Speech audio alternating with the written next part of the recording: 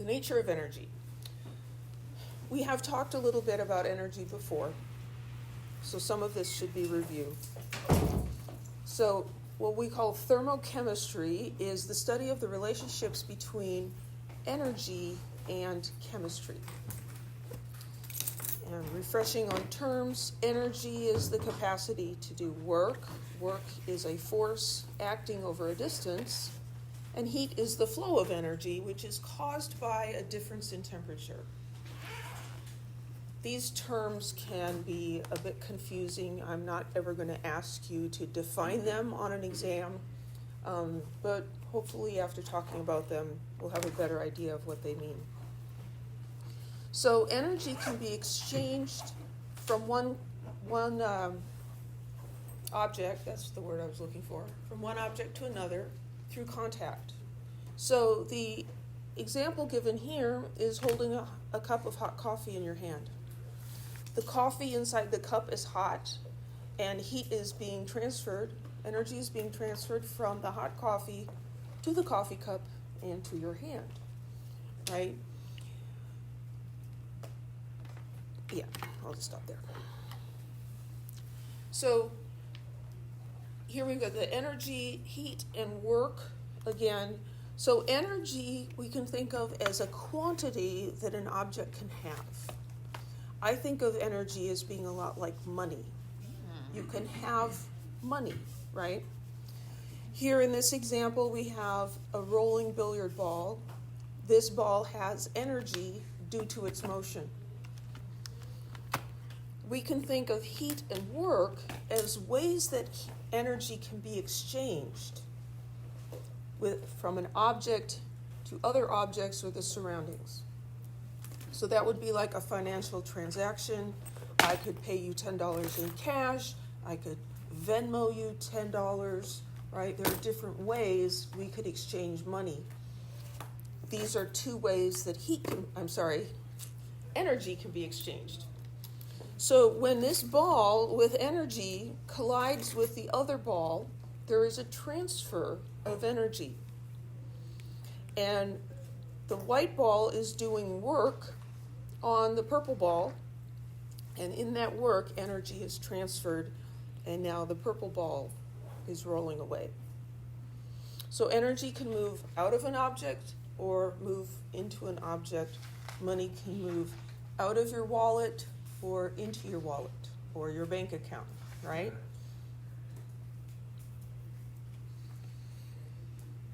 So different kinds of energy. Kinetic energy is energy of motion. Thermal energy is a form of kinetic energy. Thermal energy is associated with temperature. So the particles in any object are moving. For solids, they are just vibrating, but they are still moving.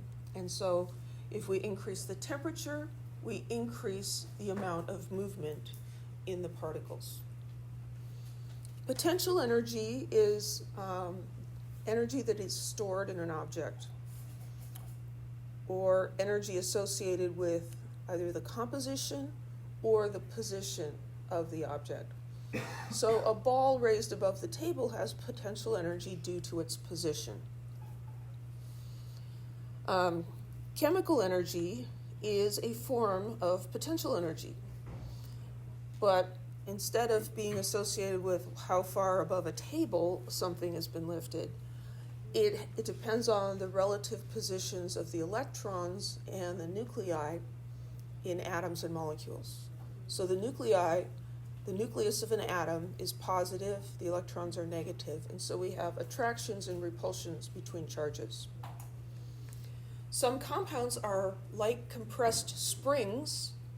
They contain a lot of potential energy which can be released, and it is released during a chemical reaction. Any questions yet?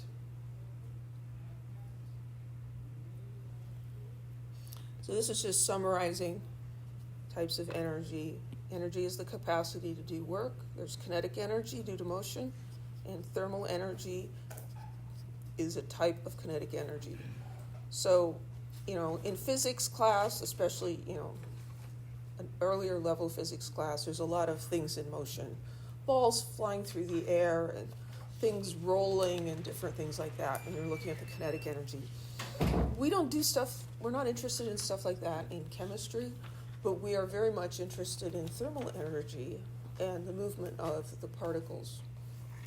Potential energy, again, due to position or composition, and in chemistry we're mostly interested in the chemical energy, and that has to do with the arrangement of electrons and nuclei.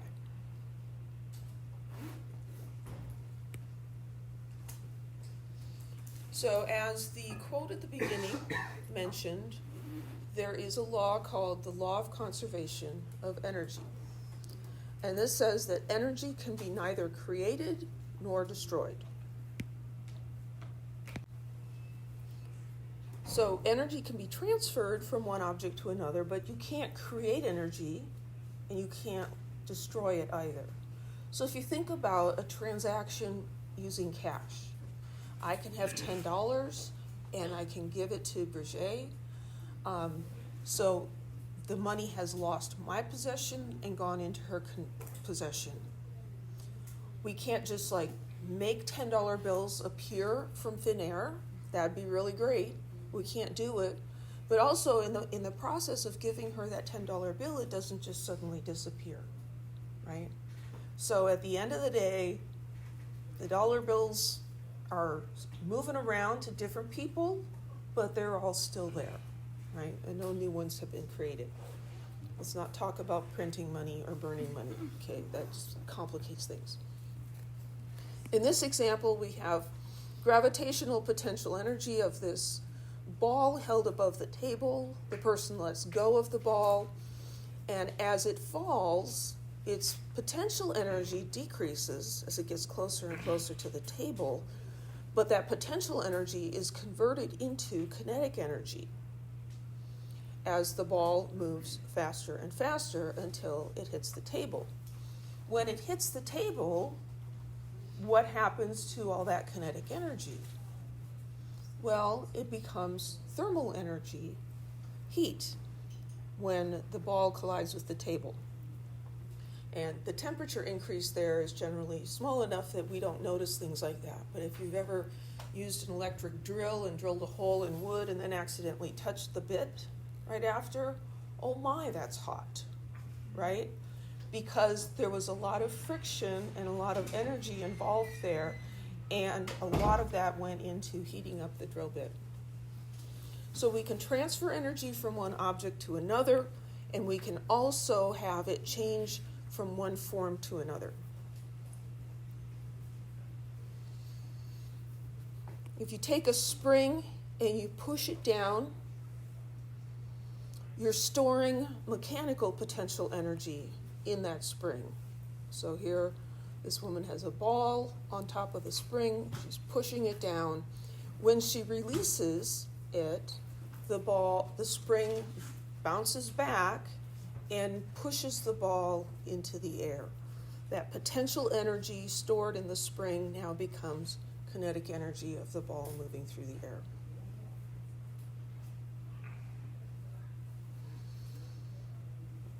So we will be looking at the exchange of energy between things.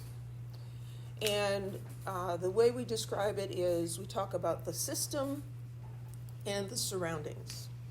So the system is whatever material or process or little piece of the universe we are interested in. And we define that. So we could say, well, the iron reacting inside that hand warmer is the system. So we're interested in how energy comes into or leaves the iron, right? The surroundings are everything around the system that it could possibly exchange energy with. And technically, it's actually the rest of the universe would be the surroundings. So the immediate surroundings for the iron reacting in the hand warmer would be your hand, your glove, the air in the glove, maybe even the air outside the glove. So energy can be moved from the system into the surroundings, or from the surroundings into the system. And what we mean by conservation of energy is that whatever heat is gained or lost by the system has to be lost or gained by the surroundings, right? Like the $10 bill. It goes from one person to another, and it's the 10. If I am paying $10, you are receiving $10. It's the same amount of money. So it's the same amount of energy. The total amount of energy in the universe is constant. So here we can look at an example of this. Here we're looking at the amount of energy as if it were like a gas gauge on your car. So here the system energy gauge is half full. The surroundings energy gauge is 1/4 full. And a transfer of energy occurs. So the system has lost 1/4 tank of energy, and the surroundings have gained 1/4 tank of energy. Because what the system loses, the surroundings have to gain. Any questions about that?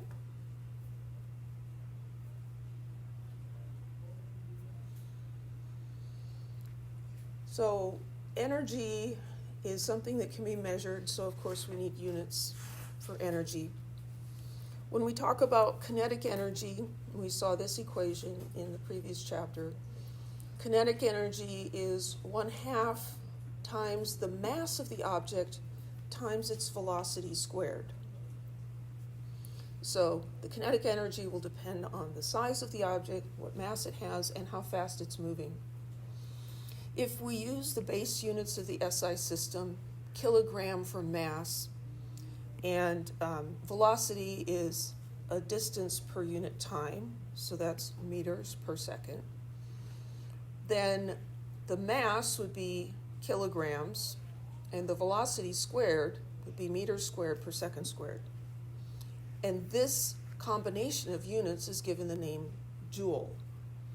So it's Joule, and the symbol is a capital J. Unfortunately, the font in here looks kind of weird. This is a little bit better J. I don't know why they don't look the same. So a joule is a relatively small unit. Like a 10 watt light bulb is going to use 36,000 joules in 1 hour. Right? Oh my goodness. It's a really small unit. And we can use metric prefixes with this unit. So a kilojoule is 1,000 joules, or 10 to the third joules.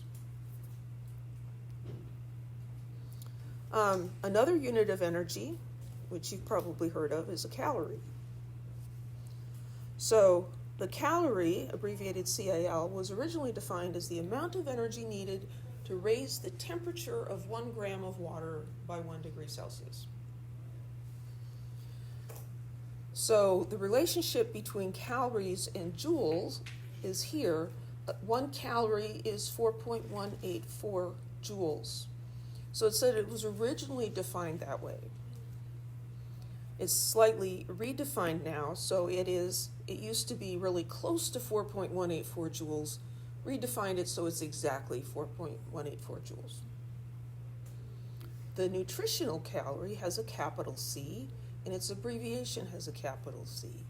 And this can be confusing on homework or exams. So if you see a capital C and you're like, well, why is that a capital? Well, it's a capital because I meant it to be a capital. It's not going to be a typo. Okay, so we have to pay attention to that. The nutritional calorie with the big C is a big calorie. It's actually 1,000 of the regular calories.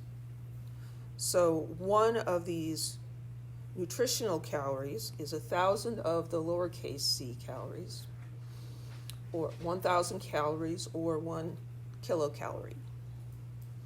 So we're not going to use nutritional calories very much. They might show up in a like a homework or a worksheet problem now and then, but we don't use those very much. We'll stick with kilocalories and calories or joules. There's another unit of energy that PG&E uses. It's a kilowatt hour. And that's what they use for measuring how much energy you used so they can pay you. No, so you can pay them back. Even if you have solar, they don't pay you much. So here's some conversion factors. And you should know that a kilocalorie is 1,000 calories, but you should already know how to do that. Like if I said, how many bananas would be a kilo banana? It's ridiculous, but kilo stands for 1,000. Well, I guess that would be 1,000 bananas, right? There's a reason we don't use that unit. And this table just gives us an idea, the amount of energy needed to do different things. So running a mile. So in kilowatt hours, it's a very small number, 0.12. Nutritional calories is 100. Yeah, that won't even touch the candy bar you ate. In regular science calories, that's 1 times 10 to the 5th calories, and in joules, it's 4.2 times 10 to the 5th joules.